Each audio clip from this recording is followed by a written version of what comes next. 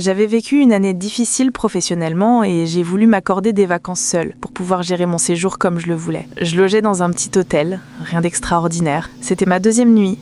Je m'étais endormie hyper tôt parce que j'étais épuisée du voyage. Dans la nuit, j'ai entendu un claquement de porte et d'un coup, j'ouvre les yeux et je vois l'ombre d'un homme, puis d'un autre. J'ai voulu hurler, mais j'ai pas eu le temps. Il y en a un qui tenait mes bras et l'autre m'a collé un chiffon sur la bouche. Je sentais hyper fort et j'ai décroché tout de suite. Un truc complètement irréel. Il m'avait sorti de l'hôtel dans une grande malle. La malle était tirée par deux femmes totalement normales, juste pour éviter d'attirer les soupçons. Personne n'a rien remarqué. J'étais juste un bagage, quoi. Quand j'ai repris conscience, j'étais dans une maison, il faisait sombre, j'avais la tête qui tournait. J'ai essayé de bouger et c'est là que j'ai compris. Mes pieds étaient attachés.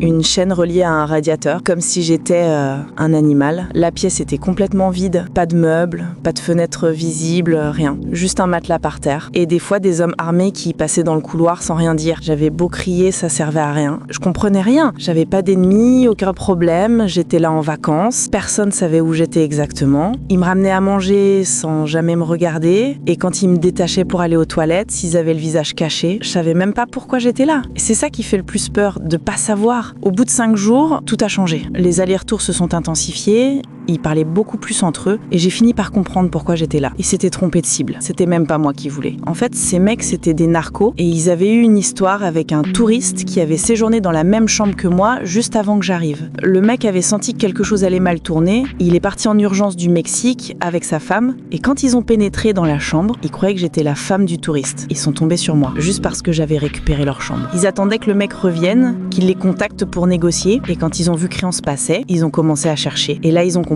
Le touriste était déjà reparti du pays depuis plusieurs jours, et moi, j'étais juste une inconnue, quoi. Une erreur. Une nuit, ils sont rentrés à 3, ils ont mis un sac sur ma tête, ils m'ont traîné dehors sans parler, rien. Ils m'ont mise dans une voiture, on a roulé longtemps, je savais pas où j'étais. Et d'un coup, ils se sont arrêtés, ils m'ont sorti de la voiture, ils m'ont poussé en avant, et ils sont repartis. Je me suis retrouvée seule, sur une route près de la capitale, encore groggy, sans téléphone, sans rien. J'ai fini par trouver de l'aide, et j'ai porté plainte, mais quand j'ai vu la réaction des flics, j'ai compris tout de suite que ça irait nulle part. Ils avaient déjà vu ce genre d'histoire 1000 fois, et comme j'avais jamais vu leur visage, il y avait rien à faire. J'ai pris le premier avion disponible, et je suis rentrée chez moi le jour même. Depuis, j'ai fait une dépression suite au traumatisme, et je peux plus dormir sans lumière, mais je me soigne. Et vous auriez fait quoi ?